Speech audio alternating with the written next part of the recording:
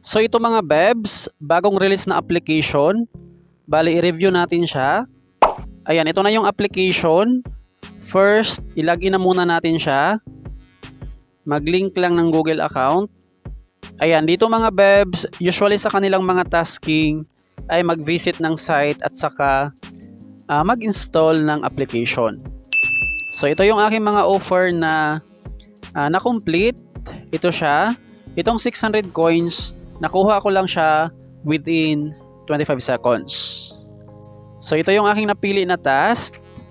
Makomplete natin siya within 5 days. Sa first day, 20 seconds, 30, 30, 30, at saka 30 seconds. So para makomplete natin yung first day, bali continue lang. Tapos magstay lang tayo dito mga bebs ng 20 seconds. Ayan, pwede kang mag-click-click dyan para hindi mabagot. Pag merong ganito mga bebs, cancel. Ayan, na-complete na natin mga bebs. Naka-check na yung ating first day na task. And then nakakuha tayo dyan ng 500 coins. Ayan, bukas naman, balikan lang natin yung task. Tapos magstay lang ng 30 seconds. Alright, ganun lang naman siya. Tapos kung gusto mo pa ng ibang apps, andito lang siya lahat. Ayan, take note lang na kung meron ka na sa mga apps na to before, like na-install mo na siya and then na-uninstall, pag ginawa mo tong mga task na to mga bebs, hindi nga po natin makukuha yung reward. Dapat talaga new user or never mo pang na-install itong mga platform para pag na-install mo siya, talagang makukuha natin yung mga rewards. So another task to get coins. Dito sa reward, meron silang pa-reward na coins. Claim lang natin siya by watching ad. Ayan.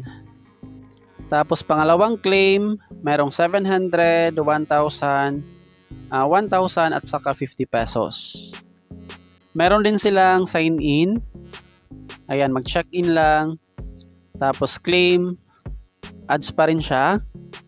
Ads is life. X. 500 coins. And then, reward activity. Sa pag-link ng ating Google account, meron pa pala siyang reward. Need nating manood ng ads. Later na yan. Para hindi masyadong humaba tong ating video. Welcome gift. 150 coins.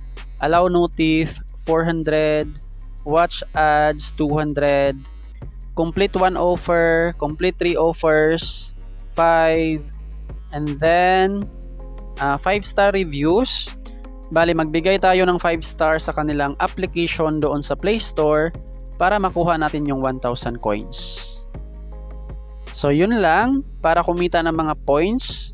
Sa shop naman, andito yung kanilang withdrawal section. So direct nga po natin siyang makash out sa GCash. Meron tayong balance na 7 pesos. Tapos dito mga bebs, pwede kang mag-refer ng friend. 10 invites, 50 pesos. 15 invites, 75.